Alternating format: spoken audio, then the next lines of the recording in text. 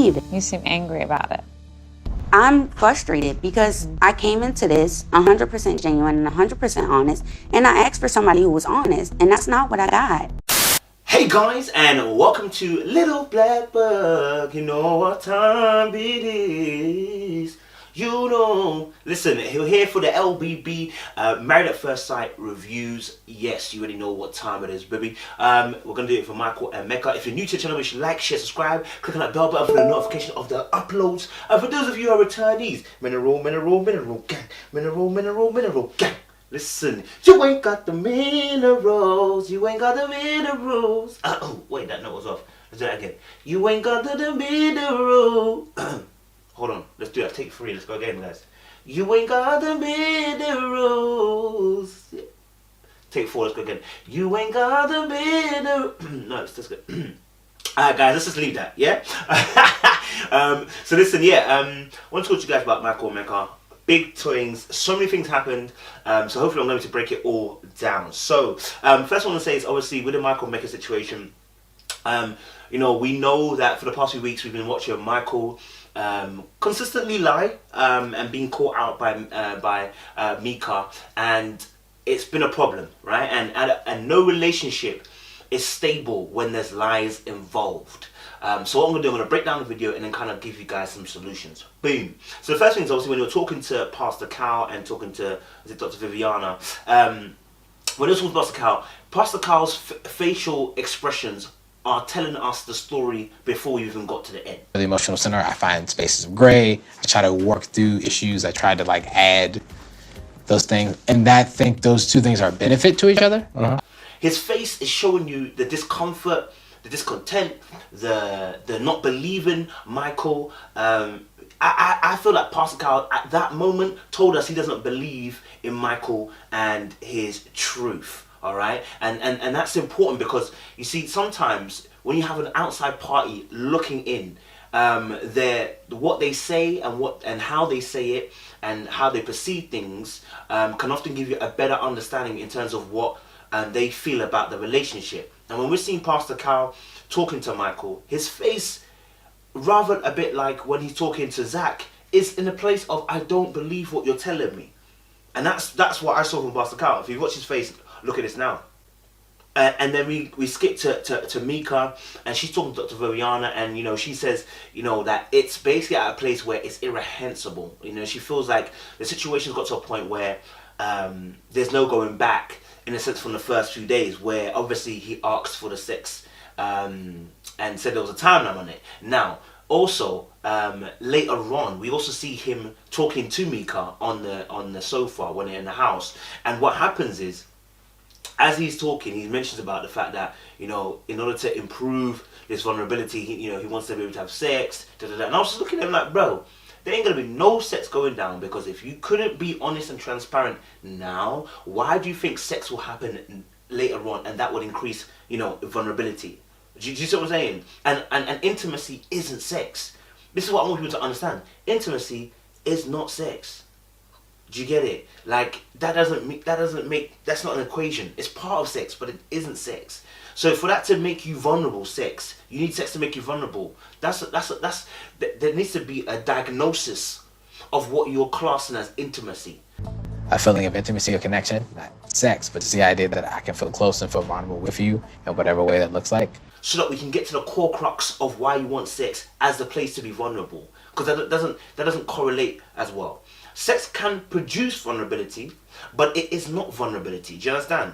So when he said that, I was like, okay, cool. But yeah, Mika went on to say obviously that, you know, she asked for the pay slips for his job, still hasn't. But he was boasting to Pastor Cal that, you know what, he's got a job, started a brand new job, etc., etc., but hasn't produced the pay slips. Now, let me be very honest. With Mika, obviously, the energy and the attitude for me sometimes is off. I wouldn't want to share trusted parts of me, but I would have given a pay slip. I mean, these are things, nothing. I mean, if I've got a job and I earn this amount of money, I'll tell you straight. So I earn. Here's a pay slip. Look at it. Do you know what I mean? Because there's nothing to hide for me. But with Michael, obviously, with his track record of lying, I cannot blame the girl for wanting to ask for pay slips, etc., etc. It's just that even though she may be right, are you right?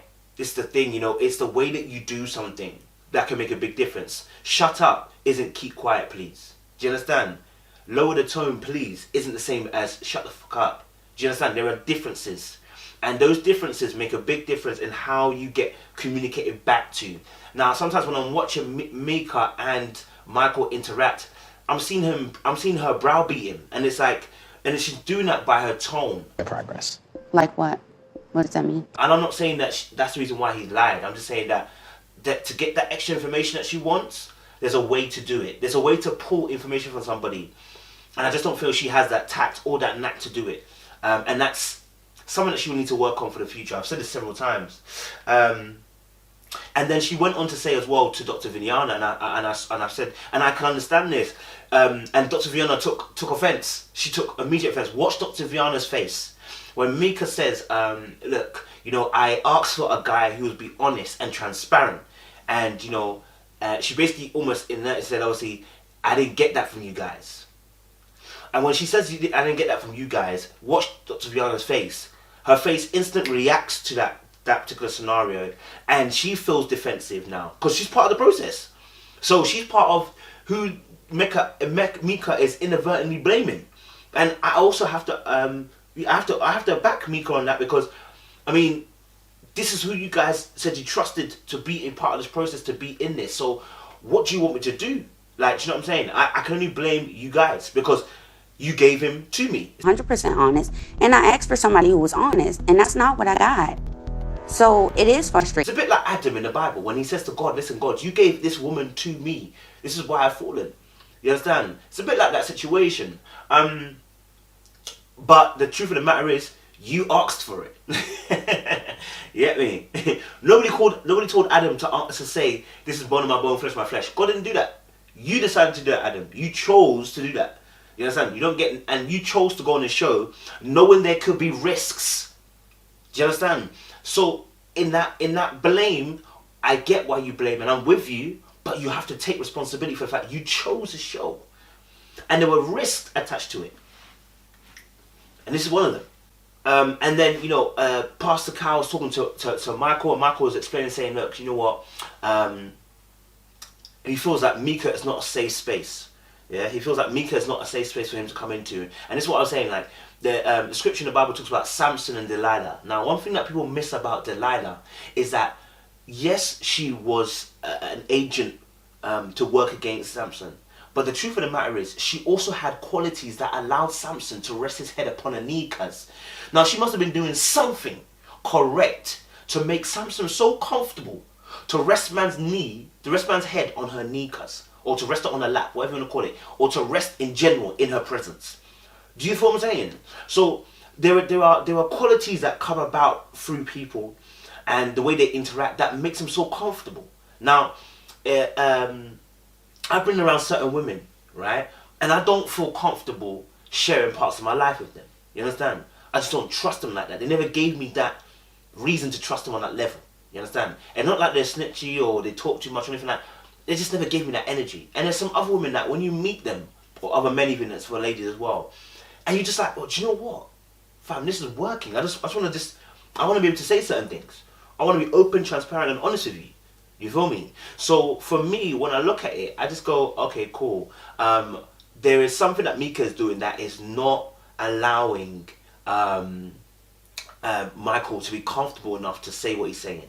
Yeah, and to feel comfortable that he will be vulnerable to her. And we've seen that in their interactions in the last few episodes, when they were talking at the breakfast table, the way she addressed him. Later on, when they're talking, yeah, on the sofa, some of the attitude that Mika's given, yeah, the way she's so bam, bam, bam. That doesn't sound like a soft place to land. Facial expressions that she gives, it's ridiculous, bro. Like, who's like, why? But why? You understand?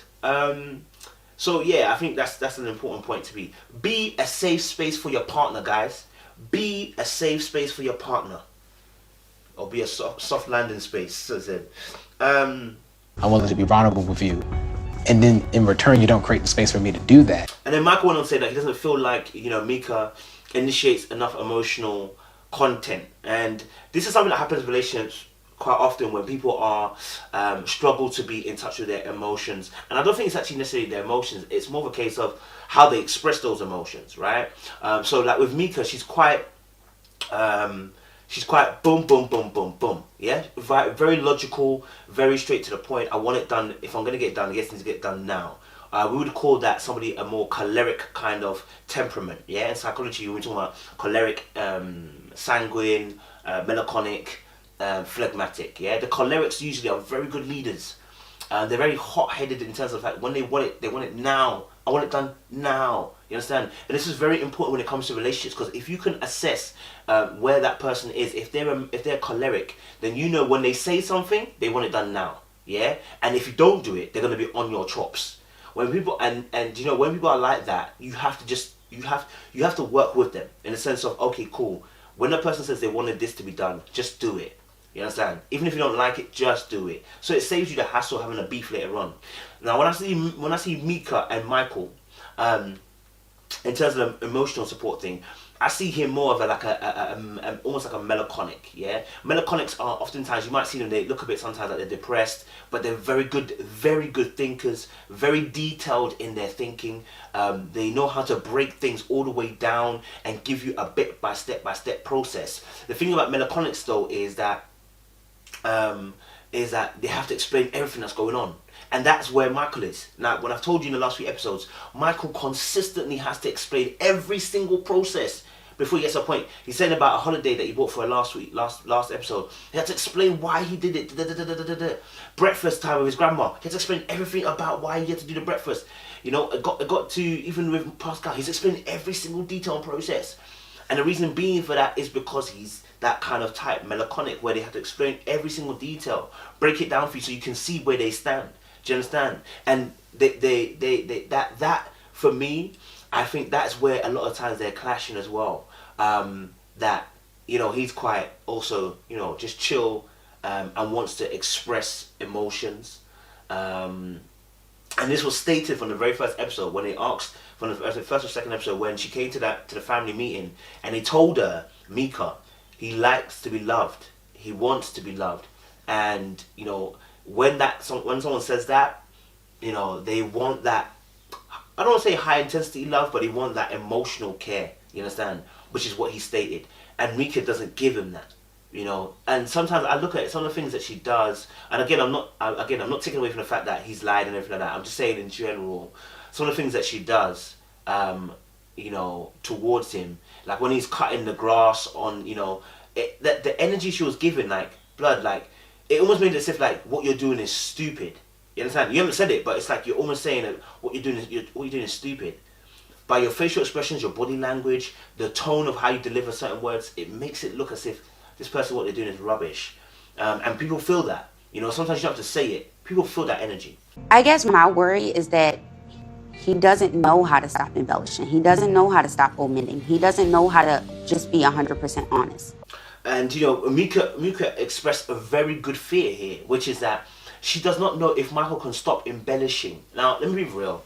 If this was a normal relationship, yeah, I would have told Mika be gone already. Because the amount of lies is unnecessary. Nobody should be dealing with somebody who's a lie like that across the board.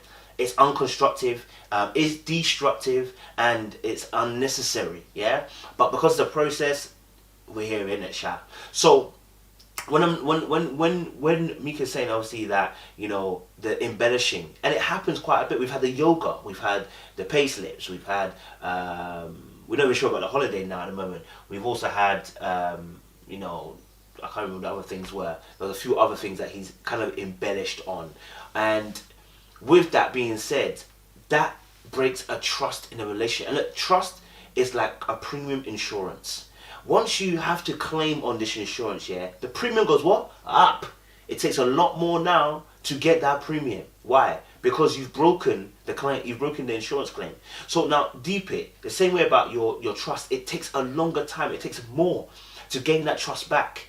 You understand? It only takes one claim, one break of trust, and suddenly the claims are higher, you know. Suddenly it takes more, it's going to cost you more. And it's the same with trust. It costs you more when you break it.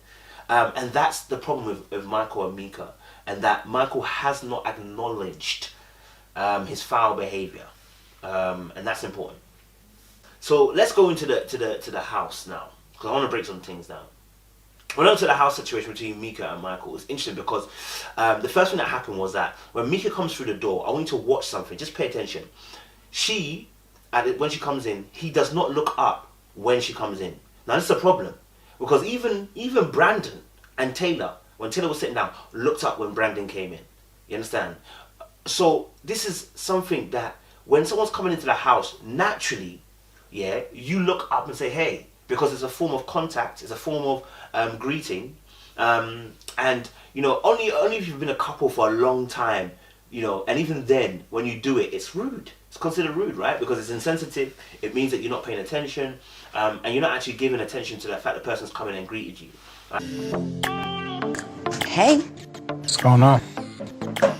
Right? So that happened. Not only that, watch the position of where both of these people sit. Proximity is a freaking one. Proximity is a freaking one. It's so important. When I see Michael sitting on the sofa, he's in the middle of the sofa. What does that mean? It means as soon as Mika comes, he can't really sit on that sofa because you're taking most of the sofa up, and she'll be sitting too close to you to have a conversation, right? Because they're not in that position to do so. So she comes and sits on the other sofa. Now I've watched these two for a long time. They've consistently been on other sofas, and unlike Katie and Derek, where they sit on opposite sofas and they sit on the actual end of the sofas, so they're right next to each other. They don't. Mecca and Michael do not do that. They consistently keep space, and that shows me there's a consistent distance, and two as well, they're separate entities. They're not together like that, right? They're completely separate entities. And so when you see that observation, you have to think to yourself, what's going on? All right. These two refuse to gel. That's the truth. They refuse to become one body. Yeah. With whatever reasoning for that, we know the reasons that are there, but they refuse to come together as one body. And then as obviously they're talking, I watch Michael very consistently. Watch this. When Michael's talking, you know, at first it's all good and glam, and then he does certain things. When he doesn't agree, when he feels like he's gonna shut down, when he feels like Mika's doing too much or whatever he feels like, right? You'll watch him, his eyes suddenly squint. I think I've mentioned this to you guys before. His eyes begin to squint, and he does this thing where he's almost like he's scrutinizing you in that position. And the reason why he does that is because he's now starting to think that I don't believe what you're saying. I don't agree with what you're saying. So instead of outrightly saying he don't agree, he'll just use his vision, how he sees things, right? Which is quite interesting. And then there's some other things that happen as well within that. There's one thing that happened, which was that when Mika is talking to Michael, right, she does some things which I'm like looking at and I'm going, these are micro aggressions that you're showing, babe. Like, I need you to chill, blood. Yeah, when she's talking to him, yeah, there's a certain tone that she uses that I don't really like. But there's one point where she said something, and then her eyebrow raised and her face went back into a frown. It was like, so what are you saying then? Eyebrow went up, boom. Just look at this. And as you're seeing that, you're thinking to yourself, how can a person want to interact with you? How can a person want to have a conversation with you when you're doing that? I'm not saying that he's not a liar. I'm just saying that's your natural, this is her natural behavior. I've been seeing this since day one. Do you understand? And I'm not saying she's a bad person or anything like that. I'm just saying that these are the rest bitch faces that we're talking about, which are not appropriate, which then cause issues with other people when they cannot read you properly.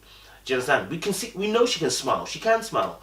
But when she protracts into conversation, she suddenly goes into attack dog mode. And then everything becomes intense. Like, just check this other thing out. Just watch the energy she's bringing. It's offish.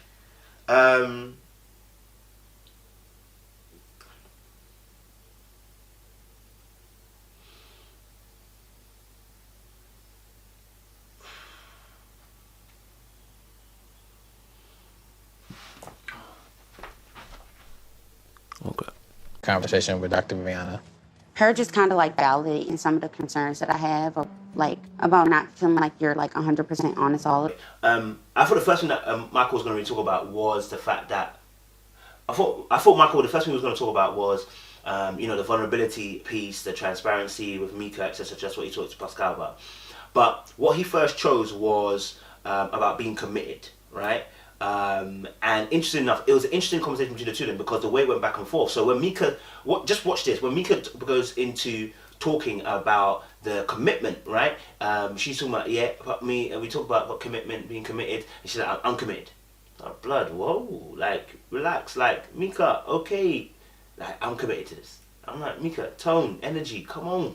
And then obviously Michael then also to himself, you know, kind of says it unsuringly, you know, Michael to himself picks, you know, says it unsuringly. He's not sure about, you know, saying that he's committed to the situation, and the reason why is because he feels like, and this is where I said it took a turn where I feel like when the conversation's gone a certain way, Michael tries to take control of the conversation here to make it seem like she's the bad person. I That mean, didn't seem like a sure yes. the answer is a yes that I'm committed to the marriage, but there are other things at work and at play that I'm kind of like dealing with right now too. I was just asking the question. I understand. Right? Because in every protraction, even when he was caught lying and explained that he was lying, again, it was about what she did. And when you see that, that shows you a lack of accountability from somebody. So when he's talking to Mika, he's saying, obviously, look, you know, about this commitment, the reason why I'm hesitant about this commitment is because you've done A, B, and C. When someone does that, they refuse to look at themselves and say, hey, look, the reason why I behave like this is because of me. Like, I know there's an insecurity inside of me, and that's how I reacted to it. No, he's not looking at himself. Again, he's looking at Mika. Same with the yoga thing. Instead of looking at the situation as in he lied about this yoga thing, he tries to flip it. When someone does that, they are a dangerous individual. Dangerous. Do you understand? Yeah. And, you know, just to even further add to that, if you watch this point where Michael actually says, you know, there are other things at play here. What other things are at play here, Michael? You're at play here, bro. You see, that when you say other things are at play here, that is indicating that there are other factors that are making your decision hard. There's no other decision.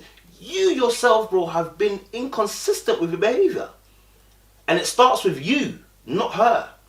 If you've been lying, if you've been breaking the trust, then it starts with you, not her. So your commitment should be ready, because you know that once you say certain things, it will make her react in a certain way. She's been waiting for you to be transparent and honest so that she can be vulnerable. So what she does is, and again, I appreciate the fact that Mika actually expressed again to make it very clear, what do you need from me in order to be transparent and honest? Yeah, she opened up that floor. Here's my thing though. Tonality is important. Tonality is important. Now some of you are going to say, well, she knows she's been dealing with a lie. No. She's like that anyway. Let's just keep it real. Let's keep it 100% real. She's been like this from day one. I don't flex any other way. Her tonality has always been that way. So when she's asking it like a parent's asking a kid. You know what I'm saying? So now, If I didn't feel like holding your hand, then I wouldn't hold your hand. I don't feel obligated to do anything. I do it because I want to, and I know that that's what you need from me. And then what was interesting, I think, for me was Mika's need and push for stating that she wanted some appreciation for the fact that she's trying to be more emotionally available. Now, I think she said, you know, she's tried a few things. You know, she said she's tried holding hands. She's tried, obviously, you know, these are one of the things that have made it more emotional. And he said, obviously, look, yeah, that's not enough. You know, it's not a complete radical change, right? And for me, I understood what she said, and I understood what he said, right? What he's saying is that we need more. We need more from that situation. And for her, it's more of a case of like, I've been doing, can you appreciate what I've been doing? And here's the thing. Both of them are correct, and both of them can win in the situation if they just listen. Michael, appreciate Mika for what she's done so far, right? And then you say, listen, look, I want to see more of that, you know, because I really appreciate when you do that. She will do more, right? Both of you now win. The trouble is, you're trying to say do more, and you're not appreciating what she's doing at the moment, yeah? And that doesn't lead to a productive relationship because, look, positive reinforcement gets a lot more out of people.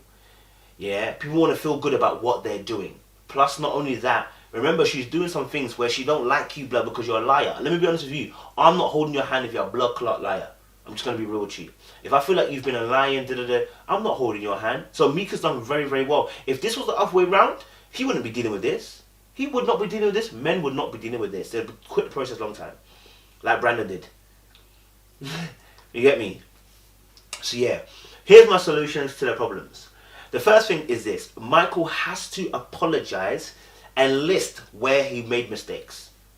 There must be an acknowledgement of what he's done wrong. Complete. He cannot keep saying, I'm glad we've gone past the difficult parts and, you know, there have been some tricky moments. No. You must begin to confess. Yeah? Confess your sins. You understand? Confess it. Repent of it. Yeah? And repent means to change your mind. That's why in Christian we say, repent, for the kingdom of God is at hand. Meaning, change your mind about God. It's time to come into an alignment with God. Same thing here in this relationship. It's time to come into reconciliation, because that's what Christ wants from us. He wants a relationship with us. And in that same measure, in the relationships, we want reconciliation. How do you do that? You must eradicate yourself of the lies you just said. Come true and say, listen, look, I made some mistakes. And you know what? Here are the mistakes I made. I lied about this, I lied about that, I lied about this, I lied about that. What that does to the other person is makes them aware that you have acknowledged where you've gone wrong and what you've done wrong. And now they know that, okay, cool, this person knows they've done this. Okay, cool. I can now start to trust them again. Until then, Mika ain't never trusting Michael. She will quit the process at the end. And what's interesting is that both of them are not quitters. They're typical black generation where once we get married, we don't quit. We don't quit. We go to the end, you know. So for me, these two, I think Mika needs to work on her tone just to make sure that when she's delivering certain things, it's not being so aggressive. And if Michael also again can confess and tell the truth, we can go a long way. Alright guys, that was Mika and Michael. Watch out for the Derek and Katie, which is going to be explosive. There's some deep things there and we're going to talk on more. Appreciate you guys. Stay locked, stay loaded. Married at first sight. Buddha!